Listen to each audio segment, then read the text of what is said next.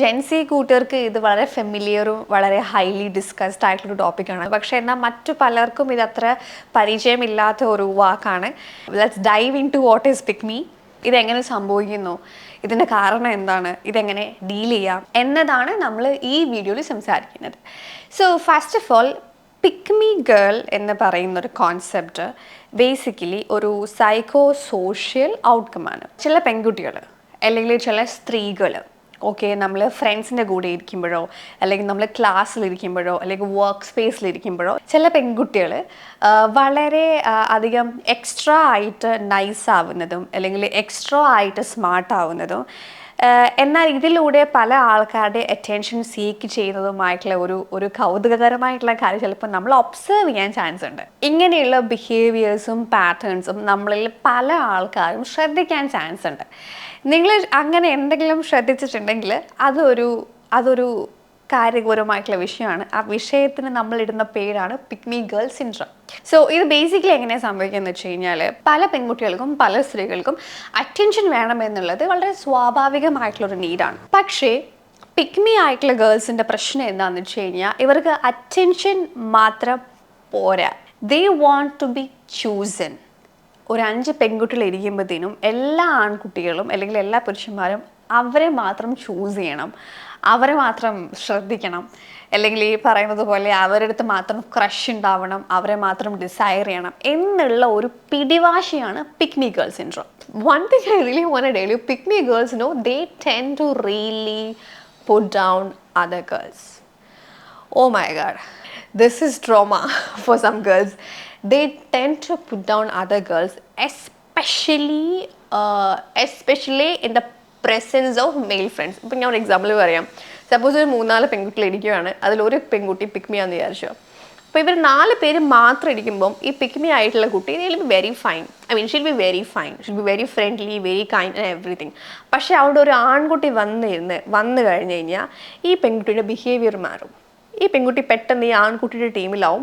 She will attack these 3 girls in a joke way. പല രീതിയിലും ഇൻഡയറക്ട്ലിയും ഡയറക്ട്ലിയും ഈ 3 പെൺകുട്ടികളെ she'll try to put down. She'll try to make it like she is better than all the 3 girls. This is pick me classic behavior. She is fine with girls. When she is sitting with girls, she is fine. But when a man come into the scenario, into the context, or a bunch of men come into the context, this girl will change her behavior. So these 3 girls will feel kind of insulted. ഇത് confusing ആണ്, പെട്ടെന്ന് നമുക്ക് മനസ്സിലാവില്ല. പക്ഷേ if you are aware of this, you will understand. So this is basically pick me syndrome. So എല്ലാ സ്ത്രീകൾക്കും എല്ലാ പെൺകുട്ടികൾക്കും എന്നെ ഓപ്പോസിറ്റ് ആയിട്ടുള്ള ആൾക്കാർ ശ്രദ്ധിക്കുന്നതിൽ സന്തോഷം ഉണ്ടാവും. പക്ഷേ അവരതിൽ കൂടുതൽ ഒബ്സസ്ഡ് ആയിട്ടിരിക്കില്ല. പക്ഷേ ഈ പെൺകുട്ടികൾ, പിക്ക് മീ സിൻഡ്രോം ഉള്ള പെൺകുട്ടികൾ, they will be little obsessed about this kind of things. നമ്മൾ പറഞ്ഞതുപോലെ ഇവർക്ക് നോർമൽ അറ്റൻഷൻ മാത്രം പോരാ, ഇവർക്ക് they want to be praised, desired and obsessed by man, and they most of the time they'll go to any extent to that result. So ഇതെങ്ങനെയൊക്കെ സംഭവിക്കണം എന്നുള്ള കാര്യം നമുക്ക് നോക്കാം. പിക്ക് മീ സിൻഡ്രോം എന്നുള്ള ഒരു കോൺസെപ്റ്റ്, ഒരു സിൻഡ്രോം അല്ലെങ്കിൽ ഒരു സൈക്കോളജിക്കൽ ഫിനോമിന, ഇത് സംഭവിക്കുന്നത് പലപ്പോഴും ഈ പറഞ്ഞ പെൺകുട്ടികൾക്ക്, ഈ പ്രശ്നമുള്ള പെൺകുട്ടികൾ, they mostly had a very traumatic childhood. അതായത് വീട്ടിൽ അച്ഛനമ്മമാരും ഇനഫായിട്ട് അറ്റൻഷൻ കൊടുക്കാതിരിക്കുക, എസ്പെഷ്യലി അച്ഛൻ്റെ അറ്റൻഷൻ അധികം കിട്ടാതിരിക്കുകയും മദർ ക്യാരക്ടർ അത്യാവശ്യം വഴക്ക് പറയുന്ന ടൈപ്പും. എന്നാൽ ഈ ഒരു ക്ലാസിക് സിറ്റുവേഷനിലാണ് പെൺകുട്ടികൾക്ക് പിക്ക് മീ സിൻഡ്രോം വരുന്ന ഒരു ചാൻസ് വളരെയധികം ഹൈ ആയിട്ടിരിക്കുന്നത്. കാര്യം ഇവർക്ക് അമ്മ ഭയങ്കര സ്ട്രിക്റ്റ് ആയിട്ടിരിക്കുകയും അച്ഛൻ്റെ ആബ്സെൻസ് നിലനിൽക്കുകയും അച്ഛൻ്റെ അറ്റൻഷനും ലവും കിട്ടാതിരിക്കുകയും ചെയ്യുമ്പോൾ സ്വാഭാവികമായിട്ട് ഇവിടെ സംഭവിക്കുന്നത് എന്താണെന്ന് വെച്ച് കഴിഞ്ഞാൽ, അവർക്ക് സ്ത്രീകളോട് അത്ര സേഫ്റ്റി ഫീൽ ചെയ്യില്ല. Because they didn't feel safe with their mother. അതേപോലെ പുരുഷന്മാരുടെ അറ്റൻഷൻ ഒത്തിരി ക്രേവ് ചെയ്യാനുള്ള ചാൻസ് കൂടുതലാണ്. Because they didn't get their father's love enough. ഇങ്ങനെ ഒരു ട്രോമയുടെ സ്പെക്ട്രത്തിൻ്റെ അടിയിലാണ് പിക്ക് മീ സിൻഡ്രോം ഡെവലപ്പ് ആവുന്നത്. സോ നമുക്ക് അതുകൊണ്ട് അതിനെ നമ്മൾ ആ ഒരു കാര്യഗൗരവത്തിൽ നമ്മൾ കാണണം. അധികം അവരെ കുറ്റപ്പെടുത്താനും അധികം അവരെ നമ്മൾ ജഡ്ജ് ചെയ്യാനും പാടില്ല.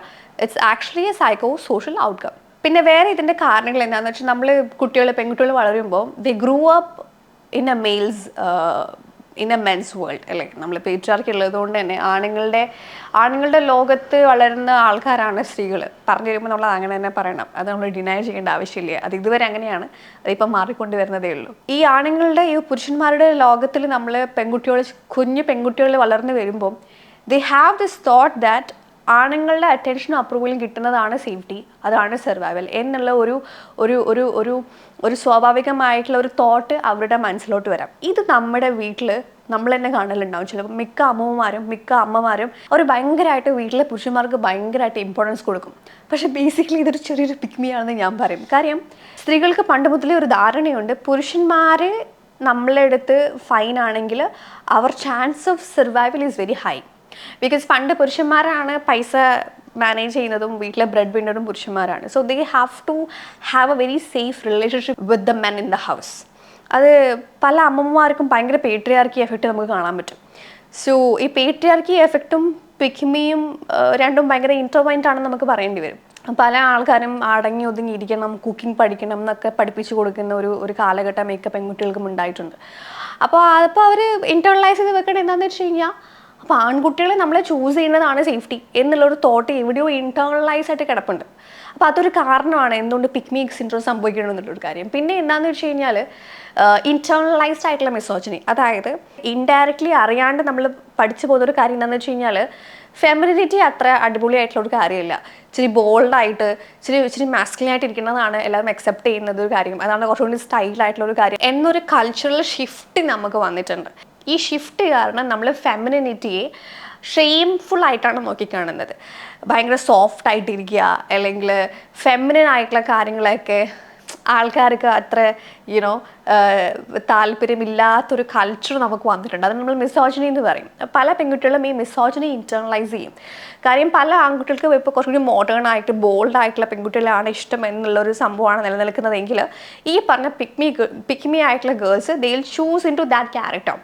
Basically, pick-me girls will shift into anything which the men approve.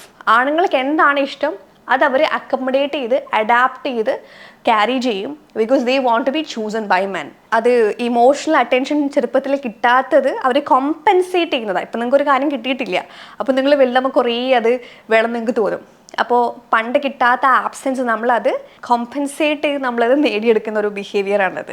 So ഇങ്ങനെയുള്ള കാരണങ്ങളാണ് ഇതിൻ്റെ ബിഹൈൻഡ് ദ സീനിൽ വരുന്നത്. പിന്നെ ഈ പിക്മി സിൻഡ്രോം ഗേൾസ് ഉണ്ടല്ലോ, ഒരു പോയിന്റ് കഴിയുമ്പോൾ പിക്മി ബിഹേവിയറിലൂടെ ഇവർ നേടിയെടുത്ത കുറേ അപ്രിസിയേഷൻസും ഡോപ്പമൈനും കോംപ്ലിമെൻറ്റ്സ് ഒക്കെ ഉണ്ടാവും. ഒരു പോയിന്റിന് ശേഷം they get addicted to it. ഒരു പോയിന്റ് എത്തുമ്പോഴത്തേനും they get addicted to this validation. So അവർക്ക് അവരുടെ പ്രശ്നം അവർക്ക് മനസ്സിലായാൽ കൂടിയും they keep on repeating it because they get addicted to the validation. പിന്നെ how to handle pick me girls it's very simple.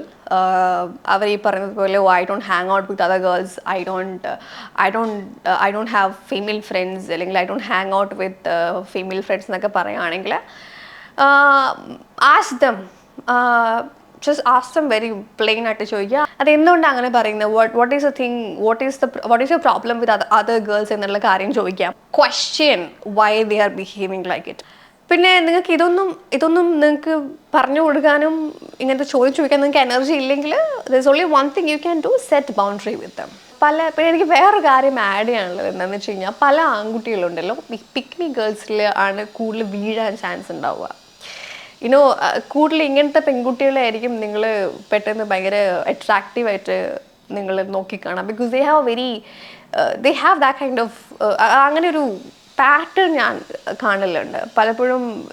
അത് വേറെ ഒന്നും കൊണ്ടല്ല, എനിക്ക് തോന്നുന്നത് എന്താണെന്ന് വെച്ച് കഴിഞ്ഞാൽ pick me girls be like extra friendly to men, and they very easily ആണ് ആൺകുട്ടികളുടെ അടുത്ത് ഒരു ഫ്രണ്ട്ലി ആവാം. ഇത് ഭയങ്കര നാരോ പോയിന്റിൽ ഞാൻ സംസാരിക്കുന്ന ഒരു കാര്യമാണ്. I can generalise this and you shouldn't misunderstand when I say about this. Pick me girls are very easy to approach. They will not be very intimidating. അതുകൊണ്ട് തന്നെ ആൺകുട്ടികൾ മോസ്റ്റ്ലി അപ്രോച്ച് ചെയ്യുന്നത് പിക്മി ഗേൾസിൻ്റെ അടുത്തായിരിക്കും എനിക്ക് തോന്നുന്നു. ബിക്കോസ് മിക്ക ഗേൾസിനും ഒരു set of boundary ഉണ്ടാവും. പിക്മി ഗേൾസിന് അത്ര വലിയ ബൗണ്ടറി ഉണ്ടാവാൻ ചാൻസ് ഇല്ല. They will always give A very friendly aura, they will always give very friendly energy. So because of that, I think most men kind of attract pick-me girls a lot. than we think. Let us be more understanding towards them. It's best to set boundary. Either you try to talk to them. If you can't convince them, if you can't make them understand, then set boundary. There is no other, there's nothing else we can do about it. But first you should try to talk to them, or question them in a very mild way, because we have some amount of responsibility to our friends, right? So if they're very talkable, talk here. Otherwise, clear cut at a boundary. So that's all about this video. Thank you so much for watching this video.